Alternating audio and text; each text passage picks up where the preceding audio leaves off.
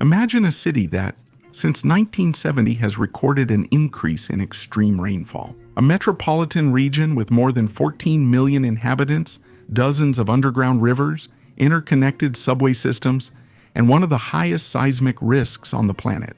But, unlike many capitals around the world that collapse in the face of floods and natural disasters, Tokyo did something different. It planned its own survival and not with stopgap measures. It developed a gigantic system of tunnels and reservoirs with gates and channels that looks more like a work of science fiction. This is the Tokyo Resilience Project. Stay with us for the next few minutes and discover the most ambitious urban resilience megaproject on the planet, with a living city model that reacts to the climate in real time. Located on the island of Honshu, Tokyo is between the Pacific Ocean and mountain ranges. This makes it highly vulnerable to flash floods caused by typhoons, seasonal rains, and overflowing rivers. In addition, the city was built on a complex system of ancient rivers, many of which have been channeled or hidden beneath modern concrete, which increases the risk of silent flooding. This unique geography forces the Japanese capital to continuously invest in engineering solutions and urban planning to prevent collapses. But beneath the residents' feet, there is one of the largest disaster prevention systems ever built, the Tokyo Metropolitan Area Underground Discharge Channel, also known as Gishins, which is just the tip of the iceberg. Gishins is part of a much larger plan, a true underground and urban ecosystem connecting basins, sensors, reservoirs, high-powered pumps, and even climate artificial intelligence. But before we dive into the colossal tunnels and the structures that challenge modern engineering, we need to go back in time and understand how this project came about. Just like in much of the world, Japan's responses to natural disasters were based on isolated actions. Improvised dikes, narrow channels, overloaded drains. After each extreme event, they rebuilt, but the cycle repeated dramatically. It took a monumental disaster to awaken a new mindset. In 1958, Typhoon Ida, nicknamed Kanagawa Typhoon, left more than 1,200 dead and an unprecedented trail of destruction. The impact was so profound that the authorities realized it was no longer enough to contain the water. It was necessary to live with it, understand its paths, and integrate large-scale solutions. This conceptual shift led Japan to abandon reactive measures in favor of a macro-strategic urban resilience plan that treats the city as a living organism.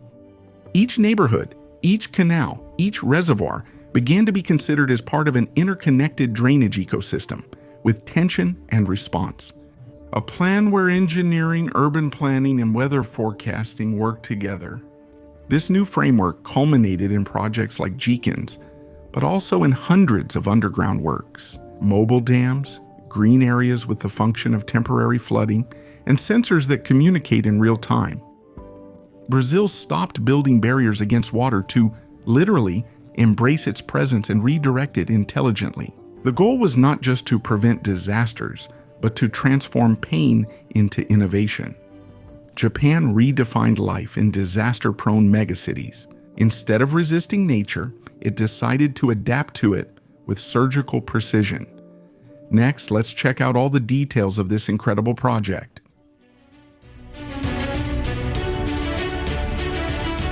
To contain the fury of nature and protect more than 14 million people, Tokyo didn't just build a monumental structure. It built a live system for engineering, monitoring, and response. An underground urban ecosystem that operates like an intelligent, interconnected organism, ready to act in seconds. However, before we detail the construction process, it's worth highlighting the scope of this integrated plan, which can be divided into 6 pillars. 1.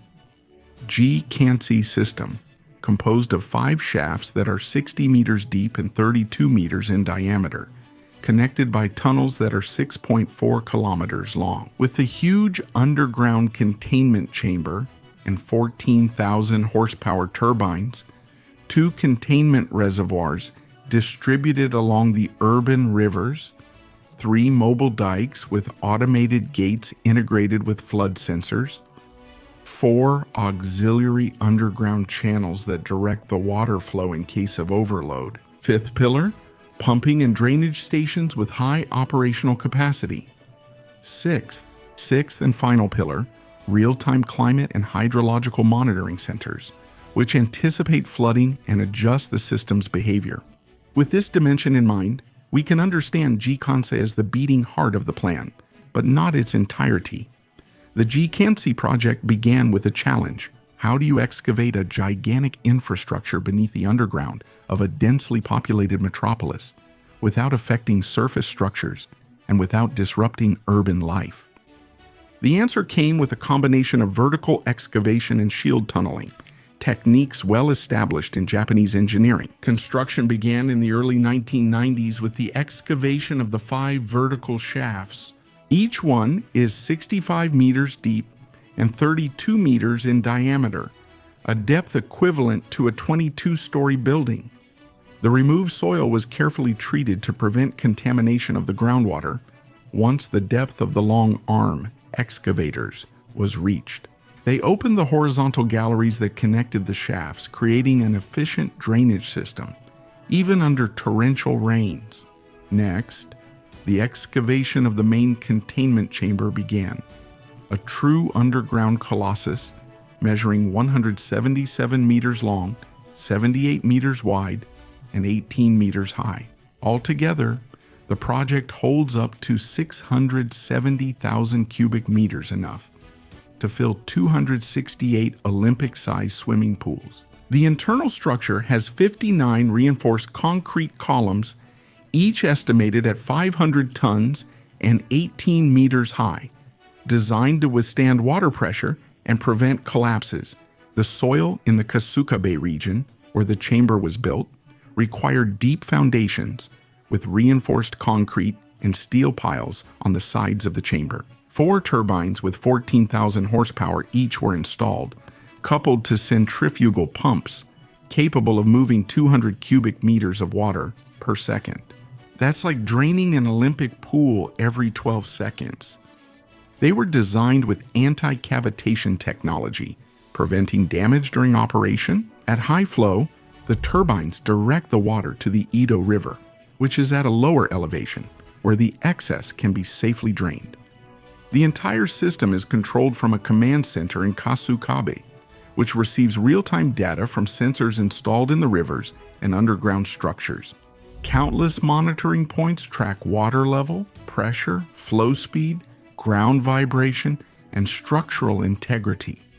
This data is processed by forecasting algorithms that automatically adjust the pumping volume and the opening of floodgates. In fact, unlike isolated projects, the Japanese system's infrastructure is connected to a network of microstructures, distributed throughout entire neighborhoods. Several auxiliary channels, smaller tunnels, and local reservoirs were built to supply the requins in case of water overload. This integrated model ensures that, while the central system operates, it receives water in an organized way from various parts of the city, which prevents bottlenecks and strengthens the response during critical moments. The project's final phase involved large-scale hydromechanical tests and simulations of floods and flow changes. In addition, the system is periodically inspected with inspection drones and underground robots, capable of identifying microscopic faults. Specifically, more than just a physical structure, Tokyo's containment plan is an architecture of resilience, intelligence, scalability, and dynamism, a response to the future already built in the present. While Tokyo invested in a robust disaster defense ecosystem, other metropolises focus on isolated solutions, and the contrast in results is striking. For reference, the requins can pump up to 200 cubic meters per second, enough to fill a 2,500 cubic meter Olympic pool in just 12 seconds. It's worth noting that most cities in the world don't even have the capacity to redirect a tenth of that in crisis situations. New Orleans, for example, depended on levees to control floods. But when Hurricane Katrina broke through those barriers in 2005, the system collapsed and caused large-scale human and material losses. In Tokyo, a wind of similar magnitude would have activated multiple layers of defense, canals, reservoirs, mass pumping, in an engineering ballet.